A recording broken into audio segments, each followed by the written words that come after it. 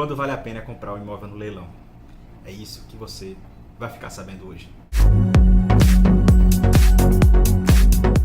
Bem, pessoal, para começar essa odisseia para comprar um imóvel no leilão, a gente tem que estar atento a alguns pontos antes de prosseguir aqui. O seu imóvel que você pretende adquirir no leilão é para morar ou é para investir?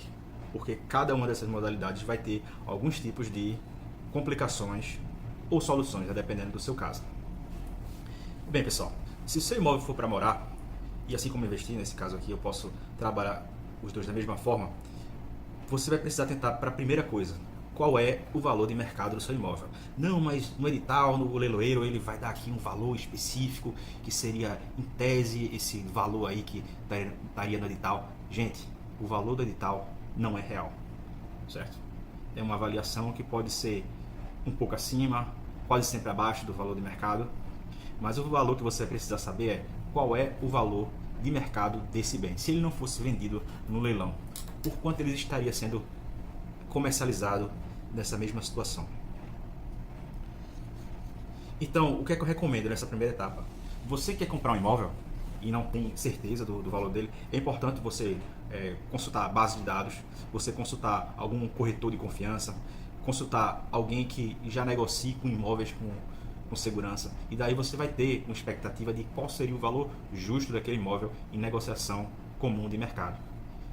Mas doutor, vale a pena comprar só baseado no preço? Não, tem outro detalhe também.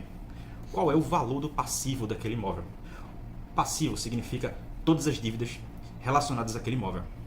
Isso quer dizer, se você vendesse aquele imóvel ou você comprasse, a pessoa que recebeu o imóvel, que recebeu a transmissão do imóvel, ela necessariamente vai transmitir para quem adquiriu todas as dívidas. Que dívidas seriam essas? Seria a dívida de condomínio, a dívida do imposto territorial rural, a taxa de laudêmio, no caso dos imóveis de marinha, e também vai ter outras taxas aí, taxa de bombeiro, alguma taxa municipal, pode ter uma contribuição para iluminação pública, que também pode eventualmente ser exigível daquele imóvel. Então, baseado nesse valor, olha doutor, mas o imóvel aqui ele custa 100 mil, as dívidas são 50, mas ainda assim o valor de mercado dele é 300 mil. Então assim, se eu pegar 150 mil para quitar as dívidas, porque o edital ele pode ou não, certo, transmitir para quem adquiriu as dívidas.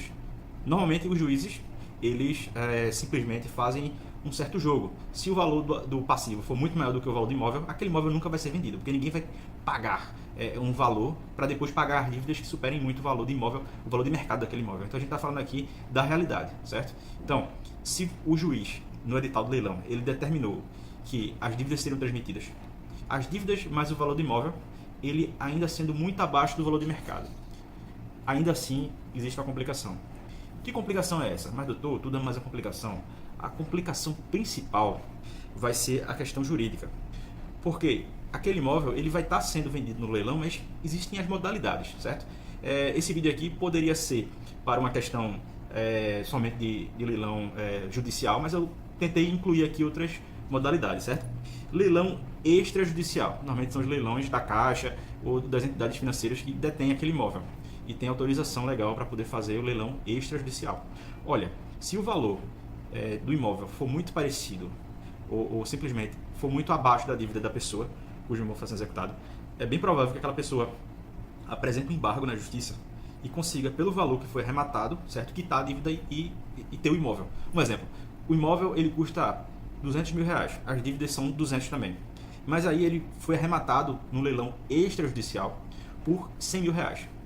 Tem uma grande probabilidade daquela pessoa que está sendo executada, que está sendo alienada daquele imóvel, simplesmente ir no judiciário e dizer assim, juiz, tome aqui o valor da arrematação aqui, não foi 100 mil? Pronto, tome aqui os 100 mil, me dê esse imóvel. Porque como eu sou o comprador dele, certo? Como eu tenho um contrato de compra e venda mais antigo com a instituição, então eu tenho uma certa prioridade aí na compra. E aí tem as razões, direito constitucional de moradia, esse tipo de argumento aí que é muito utilizado, certo? Então, muito cuidado. Se o valor da dívida executada, certo, e o valor da arrematação forem muito próximos, certo, vale a pena você comprar. Agora, se for muito abaixo do valor da dívida do imóvel, então tem uma grande probabilidade de você sofrer um embaraço jurídico aí, de seu dinheiro ficar preso na vara e você não não receber. Ah, mas tem um advogado lá no Grão-Pará. Olha, também sou advogado, certo? O que eu estou dizendo é, isso acontece. Não estou dizendo que é garantia que a pessoa vai perder o imóvel porque o dono proprietário vai apresentar o dinheiro na justiça e vai levar, até porque muitas vezes a pessoa nem esse dinheiro tem, certo? Então tem uma certa gama de situações, certo? Precedentes são precedentes. Não existe aqui no Brasil uma jurisprudência que você diga, olha, isso aqui é a nossa, sabe, o nosso lead case, que nem no direito norte-americano. Não é. O Brasil não é assim. A cada 3 meses aí sai uma jurisprudência nova e é a nossa realidade, certo? Mas assim, você vai ter dor de cabeça, certo? Consolidação da propriedade. O que é consolidação da propriedade? Não é exatamente um leilão, mas é um imóvel que ele foi ali adquirido no consórcio ou então com alguma garantia, e daí o banco ele simplesmente vai no cartório diante do inadimplemento do credor e ele consolida a propriedade. O que é isso? Aquele imóvel, muitas vezes ele é comprado com reserva de usufruto, né? Você tem o seu usufrutuário, quando você quitar, aí o bem ele transfere a propriedade, certo? Então a propriedade não está consolidada no banco. Ele cedeu para você o direito de usufruto e lá no final, se você quitar, ele transfere para você a propriedade do imóvel, certo? Então, nesse caso, a gente está diante aí de uma pessoa que simplesmente adquiriu um imóvel num banco e o banco consolidou a propriedade porque a pessoa não pagou. Ela pegou esse bem e vendeu para um terceiro, certo? Isso não é exatamente um leilão, mas é como se fosse, certo? Então, atentar aí, certo? Para o valor que o banco está revendendo o bem, esse tipo de coisa, porque pode também ter uma dor de cabeça semelhante ao leilão extrajudicial, certo? Execução fiscal e várias cíveis. Normalmente, eu recomendo que você procure um advogado para poder ele analisar o processo de capa a capa, certo? E verificar se existe alguma probabilidade de haver algum recurso ou algum sucedâneo ali que atrapalhe a sua compra. Então, se a pessoa simplesmente deu um lance no leilão para segurar, mas aí a pessoa que está sendo executada foi para o tribunal ou então apresentou algum tipo de recurso, então, nesse tipo de caso, eu não recomendo que você vá nessa disputa sem um advogado. Porque o advogado ele vai ter aquele tato, ele vai analisar peça por peça, vai dizer, olha, o direito da pessoa que perdeu o imóvel é bom, não é infundado, é um incidente aqui que só vai fazer protelar o processo, só vai empurrar para frente, mas de todo jeito o imóvel vai ser seu. Então, a depender desse caso, dessa complexidade, você tem que considerar o quê? Caso você seja emitido na posse do bem, caso o juiz ele emita uma carta de arrematação e depois vá emitir a posse no bem quando você está pagando, certo? Você vai ter naturalmente que pagar as despesas correntes do imóvel. Mas caso lá na frente ele ganhe esse recurso, certo? Aí você vai devolver o bem para ele e vai ser ressarcido do seu valor. Agora o dinheiro que você pagou ali de IPTU, de taxa, isso aí não vai ser devolvido, certo? Então tem as suas peculiaridades. Se você tem um imóvel para morar, certo? Para morar, eu sugiro que você, de certa forma, procure verificar o valor do mercado e tal, e verifique qual seria o melhor caminho, se você vai comprar no leilão extrajudicial, se você vai tentar adquirir um imóvel cuja propriedade foi consolidada para o banco e o banco está revendendo por meio de um consórcio ou alguma coisa do gênero, se o bem está na execução fiscal, e de qualquer forma, atente muito para a questão do passivo, certo? Porque o imóvel ele vem muitas vezes com um presente, que são as dívidas anteriores. Então o juiz ele pode ou não, mas normalmente ele coloca ali para você saldar as dívidas passadas do imóvel.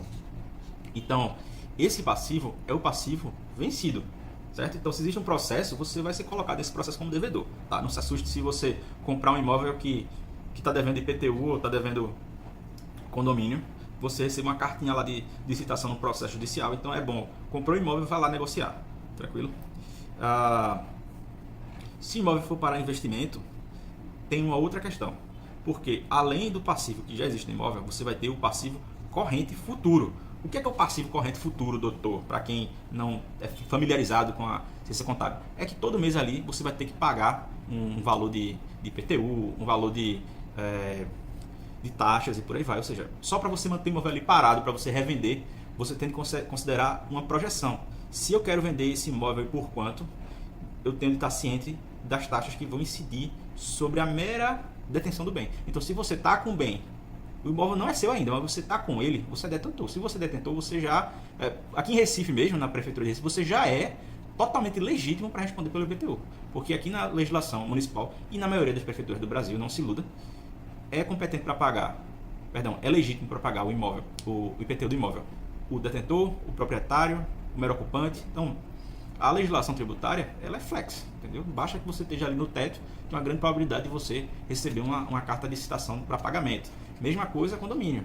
Se você estiver lá ocupando um imóvel, certo? Salvo em caso de aluguel, que é uma hipótese aí que já não se encaixa, porque o aluguel você está lá por autorização da tua pessoa. Então a pessoa que lhe autorizou é que deve pagar. É o que chama de uma ocupação por procuração. Antigamente se usava essa nomenclatura, né? No caso, é uma posse precária. Você está ali porque tem alguém que lhe autorizou a estar lá. Você não está com a posse em nome próprio. Posse em nome próprio já é uma outra história. Tranquilo, pessoal? Então, agradeço você que viu até aqui. Segura essas dicas, relembrando, verificar o valor do mercado, verificar os passivos do imóvel, os presentes e também os futuros, caso você resolva investir. E também o terceiro é a complexidade jurídica. Você vai precisar de um bom advogado aí para lhe orientar a depender do tipo de situação, porque cada imóvel é uma verdadeira história. Você pega a matrícula do imóvel ali, ele já passou por trocentas pessoas que uma pessoa passou para outra, foi para herança e por aí vai. Então, assim, a depender do imóvel, realmente a situação é extremamente complexa. E você precisa analisar isso com muita cautela. Tranquilo? Muito obrigado para você que viu até aqui e até a próxima.